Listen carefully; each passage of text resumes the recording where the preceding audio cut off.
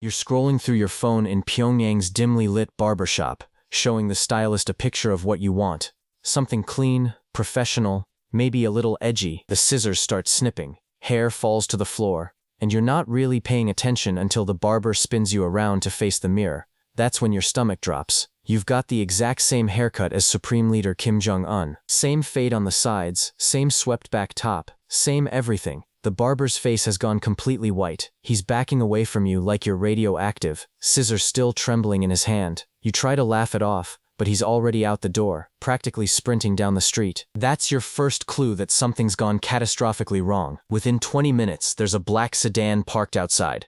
3 men in identical suits step out, moving with the kind of precision that makes your blood run cold. They don't knock, they don't ask permission, they simply gesture for you to come with them, and you know better than to refuse. The ride is silent except for the hum of the engine and your own heartbeat thundering in your ears. You're not under arrest, technically.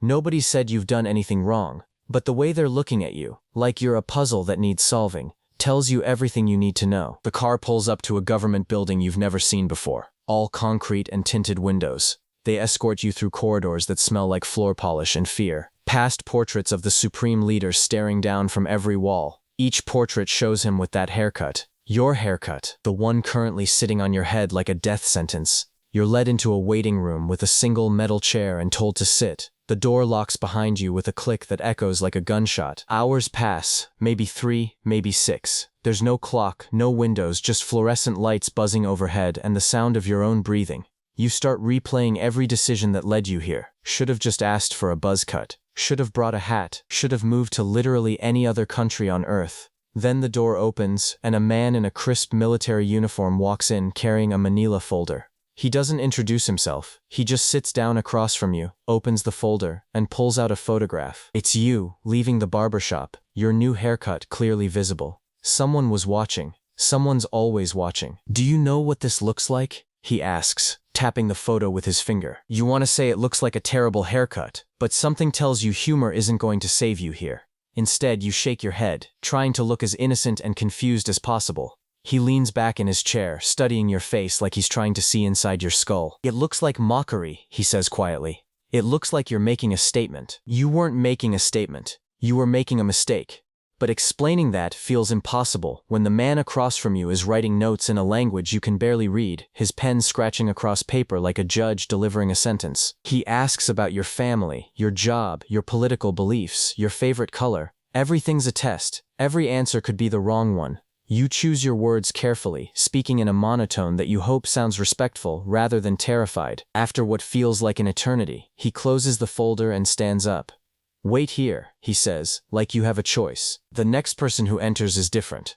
Older, with medals covering his chest and eyes that have seen things you can't imagine. He doesn't sit down, he just stands there, arms crossed, looking at you the way a scientist looks at a lab rat. The Supreme Leader has been informed of your situation, he says, and your heart stops completely. He wishes to see you personally. You're going to meet Kim Jong Un, with his haircut, on your head.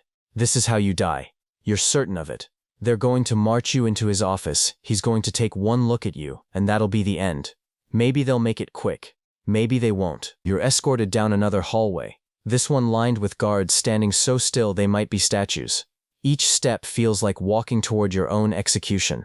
Your legs are shaking, but you force them to keep moving because stopping isn't an option. The doors at the end of the hall are massive, ornate, covered in gold leaf that probably costs more than your entire neighborhood. They swing open silently, and you're nudged forward into an office that's bigger than most apartments. Everything is pristine, from the polished marble floors to the enormous desk positioned beneath a portrait of Kim Il-sung. And there, standing by the window with his hands clasped behind his back, is Kim Jong Un himself. He turns when you enter, and you see it immediately. Your haircut, his haircut, identical. For a moment, nobody speaks. He's studying you with an expression you can't quite read, something between curiosity and amusement. You're frozen, trying to remember if you're supposed to bow, kneel, or just spontaneously combust. Then he does something completely unexpected. He smiles. Not a friendly smile, not exactly, but not the expression of a man about to order your execution either.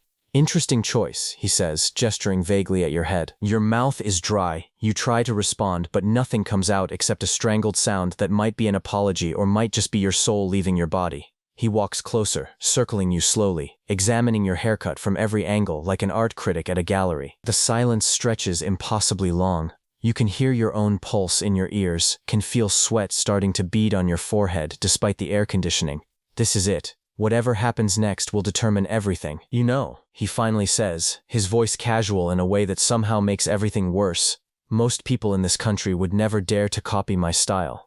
He pauses, letting that sink in. They respect it too much. Or fear it too much.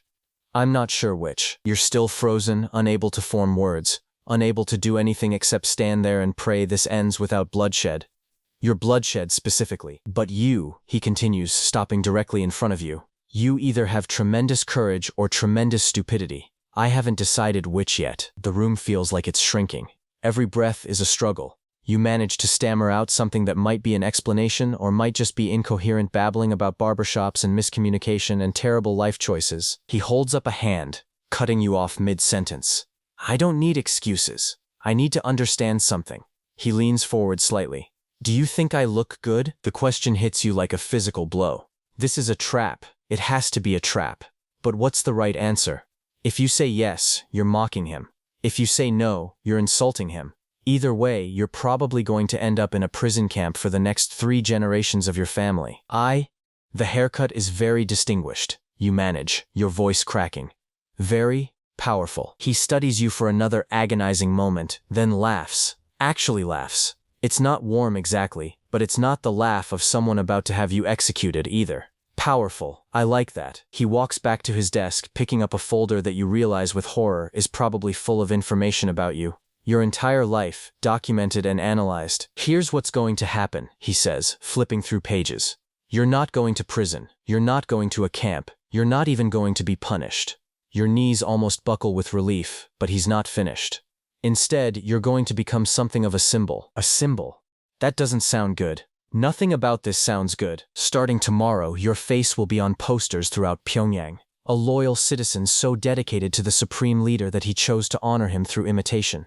He closes the folder. You'll give interviews. You'll appear at rallies. You'll smile and wave and tell everyone how much you love your country and your leader. The reality of what he's describing settles over you like concrete. You're not free. You're never going to be free again.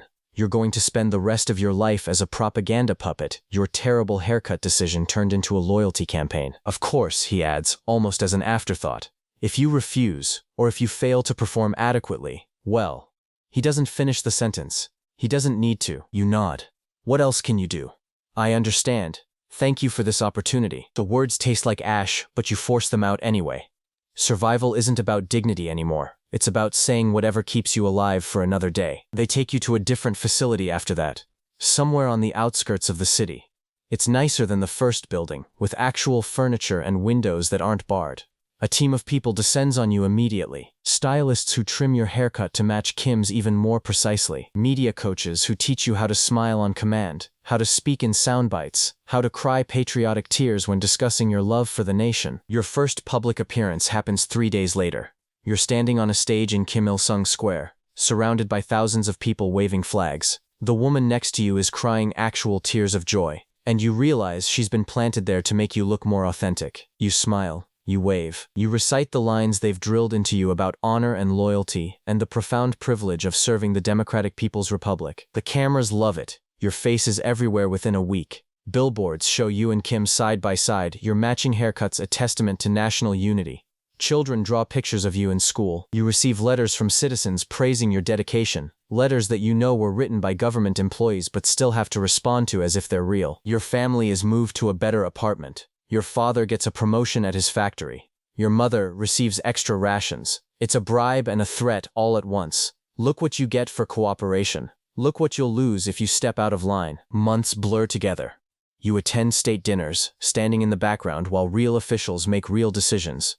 You're photographed shaking hands with visiting delegations, your smile frozen in place until your face aches. You give the same interview 17 times to 17 different propaganda outlets, each one praising your spontaneous decision to honor the supreme leader. At night, alone in your government-assigned apartment, you stare at your reflection and barely recognize yourself. The haircut has grown out slightly, but they make you get it trimmed every week to maintain the image. Your eyes look different now. emptier, like something essential has been hollowed out and replaced with performance. You think about the barber sometimes. Wonder if he's still cutting hair or if he disappeared after your arrest. Wonder if he feels guilty or if he's forgotten you entirely. Wonder if anyone outside this nightmare country knows your face is being used to sell a myth. 5 years pass this way, then 10.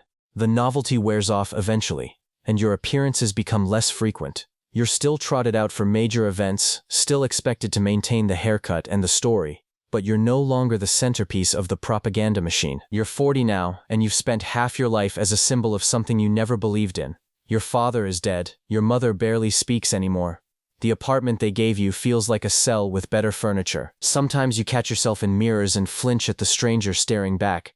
The haircut is still there, perfectly maintained, a permanent reminder of the day everything changed. You're not imprisoned in the traditional sense. You can walk outside, buy groceries, have conversations, but you're not free either. You're a ghost in a propaganda photograph, a man who died the moment he sat down in that barbershop chair. Everything after has just been the world's slowest funeral, stretched across decades of false smiles and mandatory patriotism. The worst part is knowing it'll never end. You'll die with this haircut. They'll probably display your body at your funeral. One last performance for a country that turned your mistake into mythology. And somewhere, in some database, your story will be filed away as a success. The citizen who loved his leader so much he became his mirror image. You never chose any of this. But choice stopped mattering the second those clippers touched your head. And that's the thing about North Korea that nobody tells you. It's not just about the big decisions, the protests, the defections. Sometimes it's about a haircut. Sometimes it's about walking into a barbershop on a Tuesday and walking out as state property. You didn't plan to become propaganda. You didn't wake up thinking today's the day I accidentally commit treason with my appearance. But in a place where everything is controlled, everything is political, even the hair on your head becomes a statement whether you meant it to be or not. The barber knew it the second he saw what he'd done. The men in suits knew it when they came for you. Kim knew it when he decided to make you useful instead of making you disappear. And now you know it too, every single morning when you look in the mirror and see a decision you can never undo staring back at you.